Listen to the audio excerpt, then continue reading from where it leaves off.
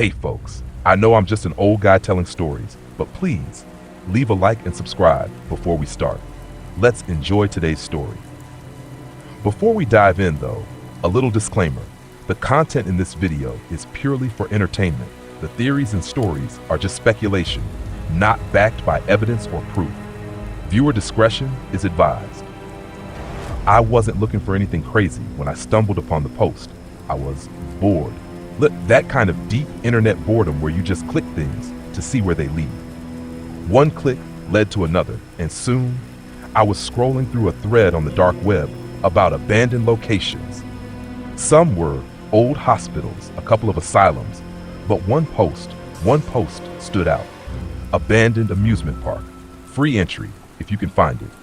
The post didn't have much detail, just a grainy photo of a rusty Ferris wheel silhouetted against a gray sky. Something about it drew me in. I wasn't into urban exploration, not really, but this felt different. Why post about a park without a name, without an address? Why no warning about trespassing like every other location on the thread? It felt like a challenge hidden between the lines. There was a PDF link attached to the post. I downloaded it, half expecting a prank, maybe one of those find the clue games that people run on the dark web. But when I opened it, all I found were directions, no coordinates, just strange landmarks like turn left at the crooked pine tree or go straight until you see the old church with the missing bell. No town names, no highway markers, just directions. The PDF mentioned that the park had been closed since the late 90s after an incident. No details, just an incident. Fire? Accident? Something else? It didn't say. But the idea of this forgotten amusement park, let a place locked away from the world, gnawed at me. I couldn't ignore it. That weekend, I set out, printed the directions, packed a flashlight, water, and a power bank. I didn't tell anyone, not because I was trying to be mysterious, just who would understand. The drive was strange. The landmarks in the PDF, they were real. The crooked pine tree was there, just like it said. The church with the missing bell, untouched for decades. I followed each step, closer and closer to something that felt inevitable. Then, at the end of the directions, I found it. The entrance to the park. The gates were still standing, corroded and bent in places. A faded ticket booth sat to the side, its window cracked and smeared with dirt. Above the entrance, in chipped, flaking paint, the words were barely visible. Welcome to Whimsy World. I stood there, staring. It looked more like a cemetery than an amusement park.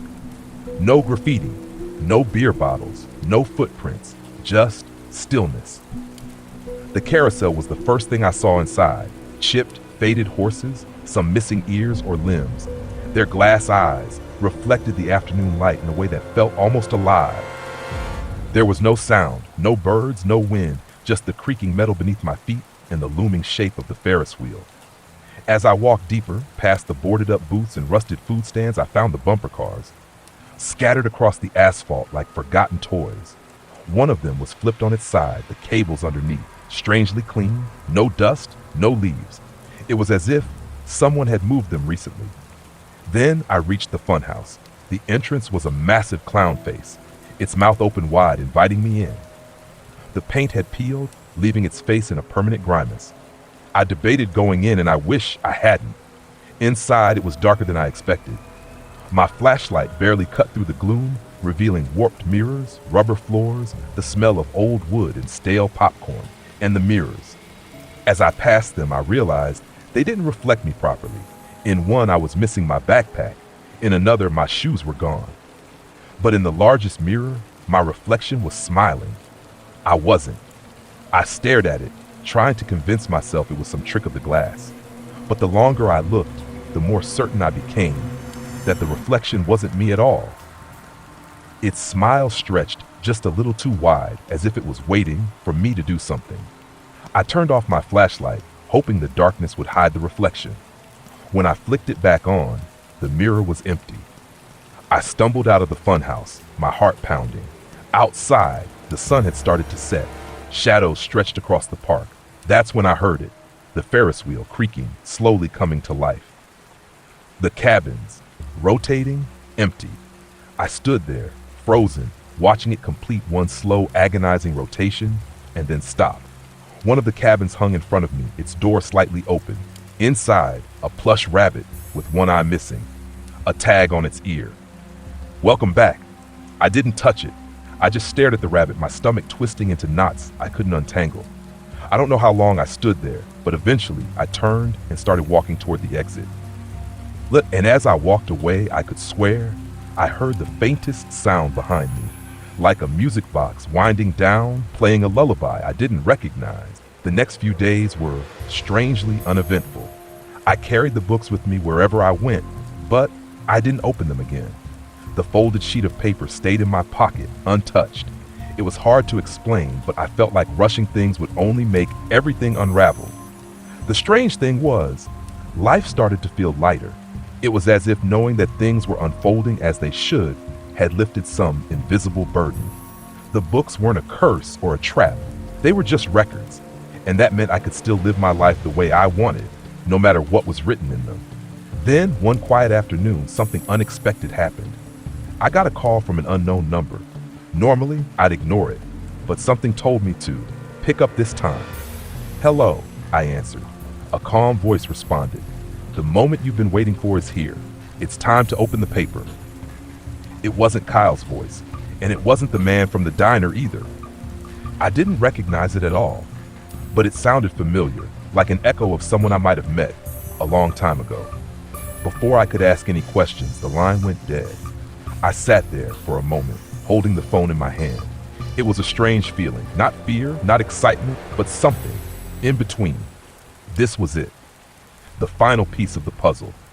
I reached into my pocket and pulled out the folded sheet of paper. My hands were steady as I unfolded it, revealing the message inside. It was a single sentence, written in the same blocky handwriting as the other notes. "You're free to write the ending." For a moment, I didn't understand. I stared at the words, expecting them to change, to mean more than they did. But slowly, it began to sink in. The books, the gadget, the strange encounters, they weren't about predicting the future. They were about giving me the power to shape it. The missing words in the second book weren't mistakes. They were spaces left for me to fill. The photograph wasn't a warning. It was a reminder that my life wasn't a story someone else was writing. It was mine. The gadget I'd bought all those years ago wasn't just some sci-fi trinket. It was a symbol, a way of showing me that time, choices, and events weren't set in stone. They could be rewritten. I felt a strange calm settle over me. I didn't need to chase answers anymore. There were no villains, no conspiracies, no one coming after me. The books were just books. The gaps in their pages were just opportunities. Opportunities to live my life the way I chose, not the way anyone else dictated. I stood up, the paper still clutched in my hand, and looked around my apartment. Everything was exactly as it had been, but it felt different now. I felt different, like I'd been given a gift I hadn't even known I needed. Without thinking, I grabbed a pen from the counter and opened the second book to one of the blank spaces. Slowly, carefully, I began to write. I wrote about the things I wanted, things I hadn't dared to hope for before. New adventures, meaningful relationships, small moments of joy. I didn't know if the words would change anything, but that wasn't the point. The point was that I was writing them. And as I wrote, something incredible happened. The gaps in the book didn't just fill, they transformed. The missing words became possibilities, branching out in every direction, forming new paths I hadn't even considered before. It was a reminder that my life was mine to shape, no matter what the book said, no matter what had already been written. The ending was up to me. I closed the book, feeling lighter than I had in years. The strange journey that had started with a late-night impulse buy was finally over. But it wasn't really an ending. It was a beginning. As I sat back, I realized I didn't need the books anymore. I didn't need the gadget, the notes, or the cryptic messages. All I needed was the knowledge that I could write my own story, one day at a time. And with that, I tossed the paper into the trash, closed the books for good, and went outside to enjoy the rest of the day. I sat in that booth for what felt like hours, my coffee growing cold in front of me. Midnight had come and gone, and the silence of the diner felt heavier by the minute. The books sat untouched on the table, their presence almost mocking me. Whoever wrote that note, whether it was Kyle or someone else, wasn't coming. I told myself I should leave. Staying any longer wouldn't change anything, and I had work the next day. But something kept me rooted to the spot, like leaving would mean missing the one thing that could make sense of all this. I pulled out the second book again, the one with the missing words, and flipped to the end. I studied the gaps between the sentences, trying to decipher what might have been hidden there, but no matter how long I stared, it was just empty space, deliberately placed, as if to remind me there were things I wasn't supposed to know. Not yet. Just as I was about to give up, the bell above the diner door jingled again. I glanced up, expecting to see Kyle, or maybe another stranger with more cryptic answers. Instead, an older man shuffled in, wearing a worn-out leather jacket and carrying an old briefcase. He looked like someone who'd wandered in from a long drive, tired but content. He took a seat at the counter and ordered a slice of pie. Nothing about him stood out, and yet, I couldn't shake the feeling that he was somehow connected to all of this. I glanced at the books, then back at him, debating whether I should approach him. Before I could decide, the man turned and caught my gaze. He gave me a friendly nod, as if we were old acquaintances, and then went back to his pie. Something about the way he acknowledged me felt deliberate, like he knew I was sitting there, waiting for someone or something. A few minutes passed in silence, and I convinced myself it was all just a coincidence. I was getting too caught up in everything, seeing connections where there were none. But just as I was about to pack up the books and leave, the man stood up, grabbed his briefcase, and walked over to my table. "Mind if I sit?" he asked, his voice low and casual. I nodded, too curious to say no. He slid into the booth across from me, setting the briefcase on the seat beside him. For a moment, neither of us spoke. He just looked at me with a kind expression, like he already knew everything about me. "I've been waiting for you," he said quietly, folding his hands on the table. I blinked, my heart skipping a beat. "You were?" He gave a small, knowing smile. "Not in the way you're thinking, but yes, I knew you'd end up here eventually." I stared at him, trying to piece together what he meant. "Do you know Kyle?" I asked, my voice hesitant. The man chuckled softly. "Kyle, he's just a messenger, a necessary part of the process." "What process?" I demanded, leaning forward. "What's all this about? The books, the gaps. What does it mean?" The man didn't answer right away. Instead, he reached over and tapped the second book, the one with the missing words. "You've noticed the gaps, haven't you?" I nodded. "What are they? Why are parts missing?" He leaned back, his eyes twinkling with a strange sort of amusement. "They're not missing. They're just waiting. You see, life doesn't follow a script. It unfolds in moments, moments that only become clear when you're ready for them." I shook my head, frustrated. "That doesn't make any sense." "It will," he said gently, "in time." I opened my mouth to ask another question, but he held up a hand, stopping me. "I know you're looking for answers," he said, "but some things can't be rushed. What matters is that you're here now." He reached into his briefcase and pulled out a single sheet of paper, folded neatly in half. He placed it on the table between us, his expression calm and patient. "This is for you," he said. "When the time comes, you'll know what to do with it." I stared at the paper, reluctant to take it. "What's on it?" I asked. The man smiled, as if I'd asked a question he'd been expecting. "Just a little guidance. Think of it as the final piece of the puzzle." I hesitated, then slowly reached out and took the paper. It felt ordinary, just a plain piece of printer paper, nothing more. But as I held it, I couldn't shake the feeling that it carried more weight than it should. The man stood up, grabbing his briefcase. "You're on the right path," he said, his voice kind but firm. "Don't doubt that. The rest will come when it's time." And with that, he turned and walked out of the diner, leaving me alone with the paper and the books. For a long time, I just sat there, turning the folded paper over in my hands. Part of me wanted to open it right then and there, but something stopped me. The man's words echoed in my mind. "When the time comes, you'll know what to do with it." I knew I had to wait. As frustrating as it was, I couldn't force the answer. Not yet. Eventually, I paid for my coffee, packed up the books, and left the diner. The night air felt cool against my skin as I walked back to my car, the paper still clutched in my hand. As I drove home, the world outside the window felt quieter than usual, like everything was waiting, holding its breath for whatever came next. And for the first time since this whole thing started, I felt a strange sense of peace. I didn't have all the answers yet, but somehow I knew I was exactly where I needed to be. After leaving the fun zone, I knew I'd stayed in the park far too long. The strange events, the clock tower, the log ride, the Ferris wheel, the fun zone itself, they weren't just random. There was something connecting it all. But I wasn't about to stick around and figure it out. My only goal now was to get out. The main path felt longer than I remembered, as if the park was stretching, forcing me to pass by every eerie corner. In the quiet, every sound was sharp. The crunch of gravel underfoot, the distant hum of an old ride creaking in the wind, and somewhere, far off, that soft giggle. I quickened my pace, following the path until I reached the gates. They were closed. I froze, staring at the twisted metal bars. They'd been open when I arrived, bent just enough for me to squeeze through. Now they stood perfectly shut, rusted together as if they hadn't moved in years.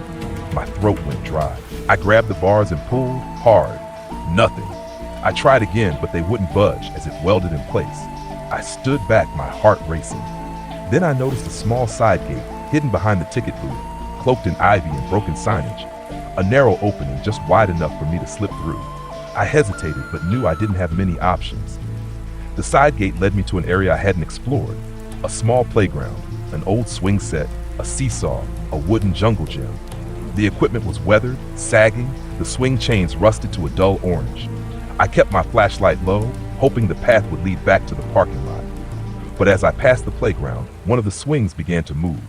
Slow at first, just a gentle sway, but then faster, swinging higher, the chains groaning under the strain. There was no wind, no movement anywhere else. Only that swing, as if someone unseen was riding it. I didn't wait to find out. I hurried past, deeper into the park. The path narrowed, winding through thorny bushes and clusters of skeletal trees. For a moment, I thought I was going in circles. Every corner looked the same, each turn leading to more paths. Then, up ahead, I saw it, the carousel. It stood at the heart of the park, bathed in the dim light of the moon. The horses were still, frozen in eerie poses, chipped and cracked, their glass eyes glinting in the dark. I kept my distance, but as I passed, the carousel began to turn. Faint music drifted in, like a far-off music box.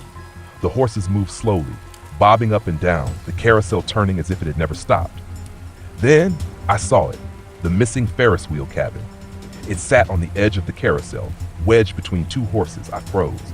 The cabin looked just like before, rusted, its door slightly ajar, with the rabbit plush toy slumped against the wall inside. But this time the tag on the rabbit's ear read, "Thank you for playing." I backed away, pulse racing. I didn't want to know what playing meant. I turned and ran, the sound of faint music fading behind me. The path twisted and turned, but finally, I saw the gates. The real ones this time. They were open, just as they'd been when I first arrived. I didn't stop. I sprinted through, not daring to look back. When I reached my car, I fumbled with the keys, hands shaking. I threw the door open, collapsed into the driver's seat, and slammed the door shut. Turning the key in the ignition, the engine roared to life. I glanced back one last time. In the dim moonlight, the Ferris wheel loomed over the trees, perfectly still. The cabins all in place, as if nothing strange had happened. For a moment I sat there, breathing hard. The park looked normal, silent, empty, just an old, forgotten place. But as I shifted into gear, I noticed something strange in the rearview mirror. The rabbit plush toy was sitting on the dashboard. It was slumped forward, one ear bent awkwardly, the tag on its ear fluttering slightly in the breeze. "Thank you for playing." I didn't touch it. I didn't want to know how it got there. I hit the gas and drove away, leaving the park and whatever haunted memories it held behind me. I never found that post about the amusement park again. I checked the dark web forums for days, searching for any mention of it, but the thread was gone, erased, as if it had never existed. To this day, I don't know what I stumbled into. I don't know if the park was haunted, cursed, or something worse. But one thing is certain, I'll never go back. And every once in a while, when I least expect it, I'll catch a glimpse of that rabbit plush out of the corner of my eye, sitting on a shelf, tucked in a closet, resting on my couch, always with the same tag on its ear. Thank you for playing. After the clock tower door slammed shut, I stood there for a moment, trying to steady my breathing. The stillness of the park felt heavier now, like I'd done something to wake it up. I knew I needed to leave, but the winding paths and decaying attractions made it impossible to see the exit. It felt like the park itself had shifted while I was inside the clock tower. Subtle, but just enough to make me feel like I wasn't walking the same way I'd come in. As I retraced my steps, I spotted something new up ahead. A sign that I could have sworn wasn't there before.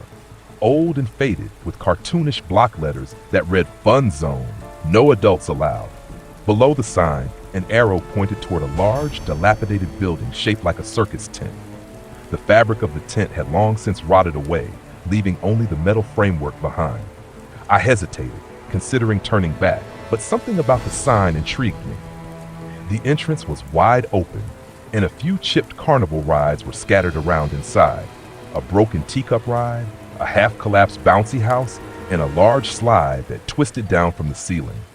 The whole place looked like it had once been designed to keep kids entertained for hours, but the silence that filled the space made it feel anything but fun. At the center of the fun zone was a ball pit, massive, easily the size of a small swimming pool, filled with brightly colored plastic balls that looked oddly vibrant compared to the rest of the decayed park. There was something unsettling about how clean it was, as if someone had taken care to preserve it while everything else fell apart. I walked closer to the edge, peering down into the sea of red, blue, and yellow spheres. For a moment, I could have sworn I saw one of the balls shift. Just the tiniest movement, like something beneath the surface had disturbed it. I told myself it was just my imagination, but when I knelt down for a closer look, a small doll's head bobbed to the surface. Its plastic face was twisted into a half smile, its eyes just two hollow sockets, staring upward. I felt an uncomfortable knot in my stomach and instinctively stepped back from the pit. That's when I heard it, a faint giggle. It wasn't loud. In fact, it was so soft that I almost thought I'd imagined it. But it was there, distant and playful, like a child hiding just out of sight. I spun around, shining my flashlight toward the rides, expecting to see something, anything.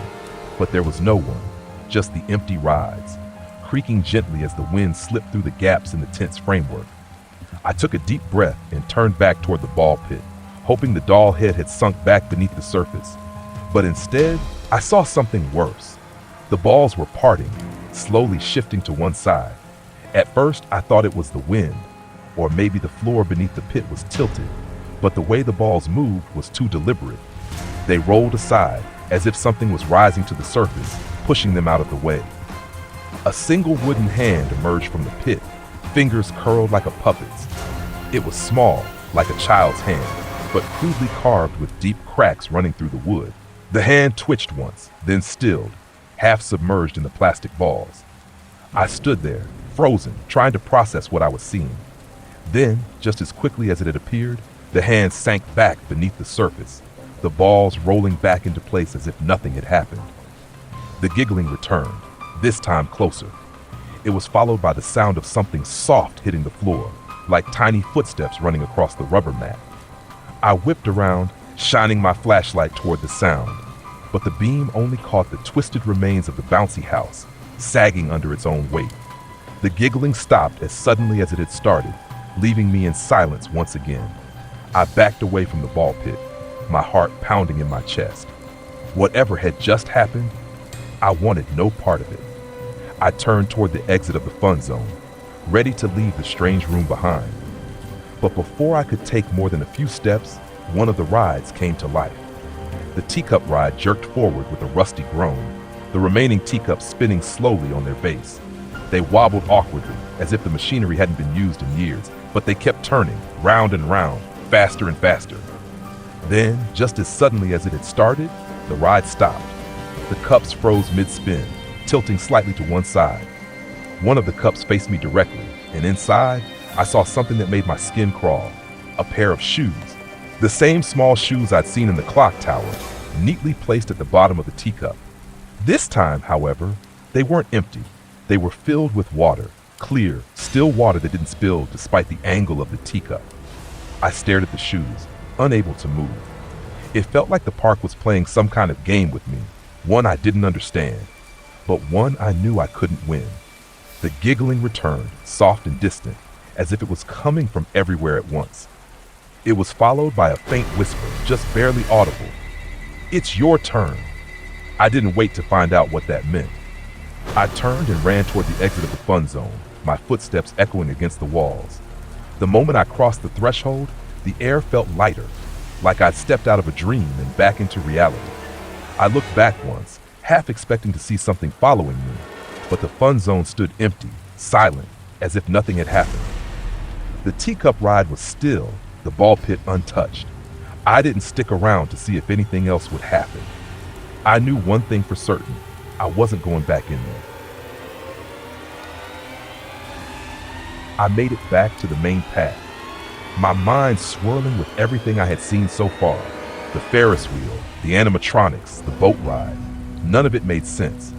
I tried to convince myself it was just old equipment glitching. But deep down, I knew there was more to this place. I should have left right then, but something kept me there. Curiosity, I guess. I felt like I was already too deep, like if I didn't see everything, I'd never stop wondering about it. That's when I noticed the clock tower.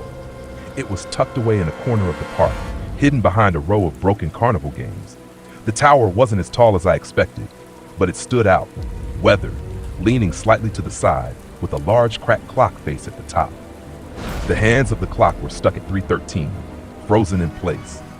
A plaque beneath the tower read, "Whimsy World, time for fun." The words sent a strange chill through me. The sign looked cheerful, playful even, but something about it felt off. It was the same strange feeling I got from the animal characters on the log ride, like they were pretending to be happy, but only just barely. The door to the clock tower was ajar. I don't know why I decided to go inside. Maybe I thought I'd find some answers, or maybe I just couldn't help myself. Either way, I pulled the door open and stepped into the darkness. The air inside was stale, carrying a faint scent of old wood and grease. I fumbled for my flashlight and flicked it on. The beam revealed a narrow, spiral staircase. The steps groaned under my weight as I made my way up. There were no windows, just the sound of my own footsteps, echoing off the walls. Halfway up the stairs, I noticed something strange, a wall covered in children's drawings. Crayon sketches of rides, animals, and happy families were pinned to the peeling wallpaper. Most of them were what you'd expect, stick figures and crooked Ferris wheels. But a few of the drawings gave me pause. One picture showed a group of children standing in front of a log ride, but instead of smiling, their faces were drawn with jagged, frowning mouths. Another drawing depicted the carousel with a child sitting on a horse that looked like it was about to swallow them whole. At the top of the staircase, I found myself in the clock tower's main room. It was cramped, filled with dusty gears and rusted machinery. A single chair sat in the center of the room, facing the cracked glass of the clock face. A thick layer of dust covered everything, except for the chair. It looked like someone had been sitting there recently. I stepped closer to the chair and noticed something odd on the floor next to it. A pair of shoes. They were small, the kind a child might wear. They looked old, the soles worn thin, but they were carefully placed side by side, as if someone had taken them off and left them there on purpose. The hairs on the back of my neck prickled. I tried to shake it off. Maybe someone had left the shoes behind years ago, but I couldn't ignore the fact that the shoes were too clean. Everything else in the room was covered in dust, but the shoes looked like they'd been placed there just yesterday. I turned toward the clock face, brushing away the dust so I could see through the glass. The view overlooked the park, giving me a clear shot of the Ferris wheel and the main path. Everything looked quiet. Still. Too still. That's when I noticed something strange about the Ferris wheel. One of the cabins was missing. I could have sworn all the cabins were intact when I saw it earlier, but now there was an empty space where one should have been. I scanned the rest of the park from my vantage point, but there was no sign of the missing cabin. It was just gone. I stepped back from the clock face, trying to make sense of what I was seeing. As I turned, I noticed a lever on the wall, tucked behind the gears. It was rusted, the handle worn smooth from use. There was a small plaque above it with a simple instruction: reset time. Without thinking, I reached out and pulled the lever. For a moment, nothing happened. Then I heard it, a low, grinding noise, like ancient machinery coming to life. The gears around me began to turn, slowly at first, then faster, the entire room trembling with the effort. The clock hands, frozen at 3:13 for who knows how long, jerked forward. The minute hand ticked, then stopped, over and over, as if the clock was trying to catch up on lost time, but couldn't quite manage it. Suddenly, the bell inside the tower let out a sharp, deafening chime. I clamped my hands over my ears, the sound reverberating through my chest. It felt like the entire park was shaking beneath me. And then, just as quickly as it started, the bell fell silent. The clock hands were stuck again, this time at 3:14. I stood there trying to catch my breath when I heard a soft thud behind me. I spun around, my flashlight sweeping across the room, and froze. The shoes were gone. I stared at the spot where they had been, my heart racing. The chair sat empty, the dust undisturbed. But the shoes, they were nowhere to be found. I don't know how long I stood there, just staring at that empty spot on the floor. Long enough to realize that whatever was happening in this park wasn't just some glitch or malfunction. Something here didn't want to be forgotten, and I had a sinking feeling that I had just reset something. I wasn't supposed to. Without waiting another second, I turned and bolted down the stairs, the sound of the gears grinding away behind me. When I reached the bottom, the door to the tower slammed shut behind me with a loud clang. I didn't look back. After Kyle left, the book sat on my desk for the rest of the day, like a ticking bomb. I couldn't focus on anything. My inbox was full of emails, the phone rang a couple of times, but I didn't care. Every time I glanced at the books, my stomach flipped. It felt like they had weight beyond their pages, like holding them would mean stepping into something I couldn't walk away from. When my shift ended, I shoved the books into my bag and left the office. I thought about leaving them behind, maybe even tossing them in the trash. But something stopped me. What if the books had answers I needed? What if they weren't just predicting things, but warning me about something? I drove home, parked the car, and tossed the bag onto the living room couch. I spent the next half hour pacing, trying to decide whether I should open them again. There was something eerie about the idea of reading the future, especially if it was my future. It was like knowing what you'd get for your birthday before you even unwrapped the present. Some things were better left unknown. Eventually, curiosity won out. I sat down on the couch, pulled the first book from my bag, and started reading from the beginning. I expected the words to feel foreign, like I was reading someone else's diary. But it wasn't like that at all. It was me. Every story, every memory was exactly how I remembered it, right down to tiny details I'd never shared with anyone. The way I used to count the stairs to my childhood home, the stupid arguments I had with my siblings, even the moment I ordered that weird gadget online. It was all described perfectly, down to the late-night craving that led me there in the first place. It was unsettling.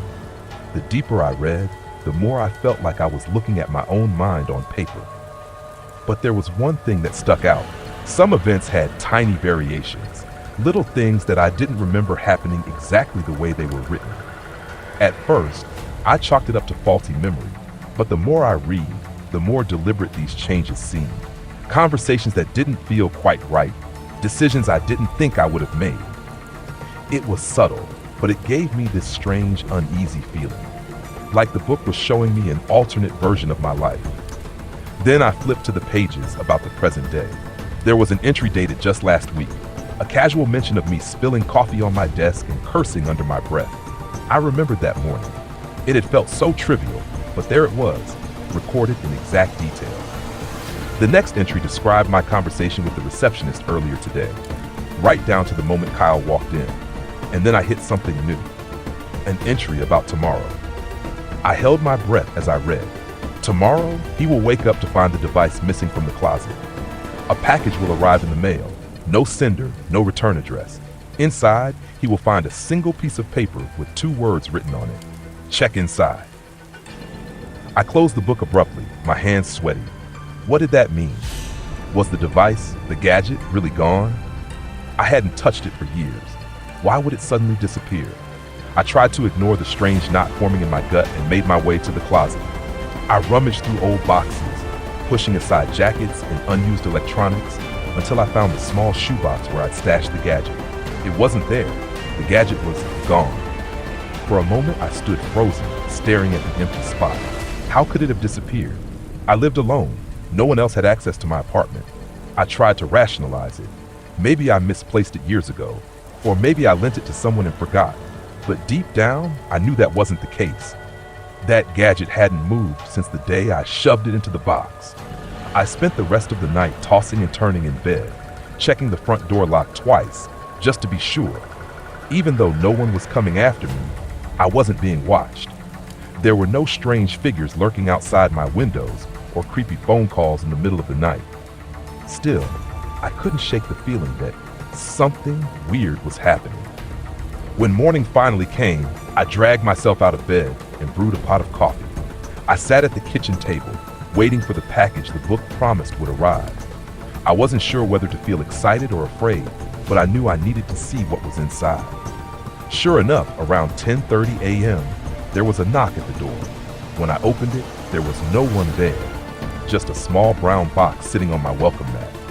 No label, no return address. I picked it up carefully, feeling its lightweight, glass, and brought it inside. My heart thudded in anticipation as I cut open the top with a kitchen knife. Inside was a folded piece of paper. Nothing else. No instructions, no items, just the paper. I unfolded it slowly. Check inside. The words were written in neat, blocky handwriting, the same 2 words that had been described in the book. I flipped the paper over, hoping for more, but the other side was blank. For a long time, I just stood there, holding the note. Check inside. Inside what? The box was empty. There was nothing to check. Then it clicked. The books.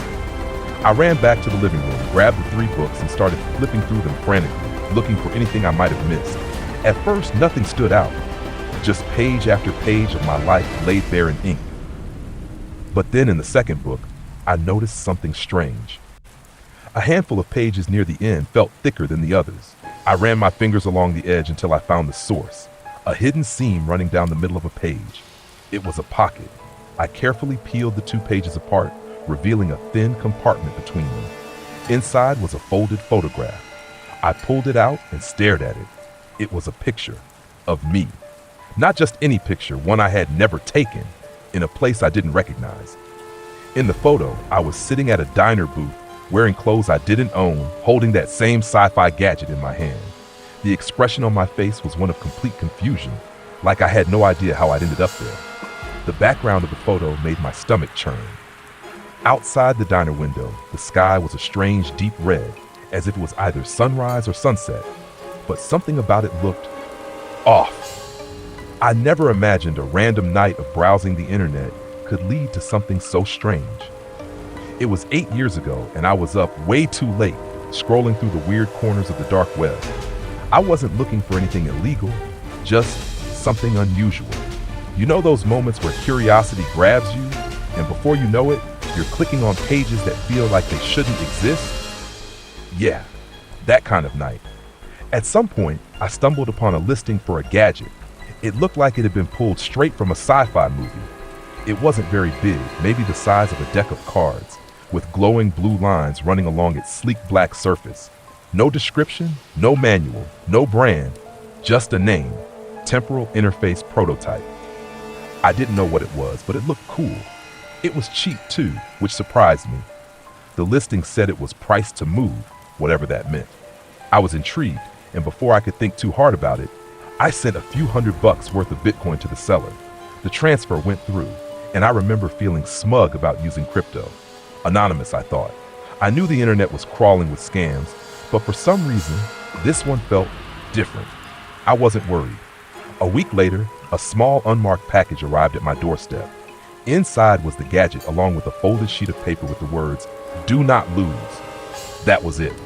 No instructions, No further explanation. I held it in my hand, running my fingers over the glowing lines that pulsed softly like a heartbeat. The whole thing felt strange yet weirdly satisfying. Naturally, I did what anyone would do. I tried to figure out what it was. I pressed the buttons. Nothing happened. I shook it. Nothing. I even looked up similar devices online, but I couldn't find anything remotely close to what I had. It was just there. And after a few days, when I couldn't get it to do anything, it ended up in the back of my closet, gathering dust like every other impulsive purchase I'd ever made. Months passed and life moved on. I forgot about the thing entirely. No weird stalkers, no strange coincidences. For years. I lived without a single reminder of that night on the dark web. Until today. This morning felt ordinary. I was at work finishing my third cup of coffee when the receptionist called my office phone. "Hey, someone's here to see you. He doesn't have an appointment." "Who is it?" I asked, not expecting anyone. "He says his name is Kyle. Does that ring a bell?" I paused. I didn't know any Kyle. My first instinct was to tell her to send him away, but before I could say anything, she added, "He's carrying a box. Looks important." Curiosity got the better of me, and I told her to send him in. A moment later, the door opened, and a guy, maybe mid-40s, dressed in a plain hoodie and jeans, stepped inside, holding 3 heavy books in his arms. He placed them carefully on my desk, like they were something precious. "You're not going to believe this," he said, giving me a strange smile. "Who are you?" I asked, already feeling unsettled. He ignored my question and tapped the top book with his finger. "These are yours." "What?" I blinked. "No, they're not. I've never seen these before." "They are yours," he repeated patiently, like he was explaining something simple to a child. "I didn't write them. You did." I opened the first book, flipping through the pages, and there it was. My life. Every detail, every mundane moment, from the time I scraped my knee at age 6 to the conversation I had with my best friend just last week. There were even events I barely remembered, like the night I stayed up browsing the dark web and ordered the sci-fi gadget. Every page was filled with things only I could know. Conversations, decisions, random thoughts, things I'd never told anyone. My hands trembled slightly as I turned the pages. It wasn't just memories. There were things in these books that I hadn't done yet. I looked up at Kyle, my mouth dry. "What is this? How do you know all this?" He smiled, a calm, almost fatherly expression. "It's all written down. Everything you've ever done and everything you ever will do." That's not possible. My voice was barely above a whisper. "I thought the same thing when I found them," Kyle admitted. "But it's all there. Your entire life. Past, present, future. Every detail." He leaned forward, resting his elbows on my desk. "The craziest part? There's a section in the last book about today. Right now." He opened the third book to a bookmarked page and slid it toward me. I stared at the words, printed neatly on the paper. Kyle places the books on the desk. I feel confused, uncertain. He tells me these books belong to me. I slammed the book shut, a wave of nausea washing over me. My heart thudded in my chest, not from fear, but from sheer disbelief. This is some kind of trick," I muttered, pushing the books away. Kyle just chuckled. "I thought the same thing at first, but it's not a trick. It's just how things are." I stared at him, trying to make sense of what was happening. "Where did you get these?" "I didn't get them," Kyle said. "I found them. They were left for me to bring to you." "By who?" He shrugged. "I don't know. I only know I had to deliver them." I rubbed my temples, feeling a headache coming on. "And what am I supposed to do with them?" Kyle stood up, brushing his hands on his jeans. "That's up to you," he said casually. "But if I were you, I'd read them carefully. There are things in there you'll want to know." And with that, he turned and walked out of my office, leaving me alone with the books. I sat there for a long time, staring at the covers. I wanted to believe it was some elaborate prank, some kind of joke. But deep down, I knew it wasn't. There were things in those books no one could know, not unless they were somehow watching my life unfold in real time. Except, no one had been following me. No one had been stalking me. There were no strange coincidences or bad omens over the years, just 8 quiet, uneventful years since the night I bought that gadget. I looked at the books again, my stomach twisting with a feeling I couldn't name, and then it hit me. I never did find out what that gadget was supposed to do, and now I wasn't so sure I wanted to know.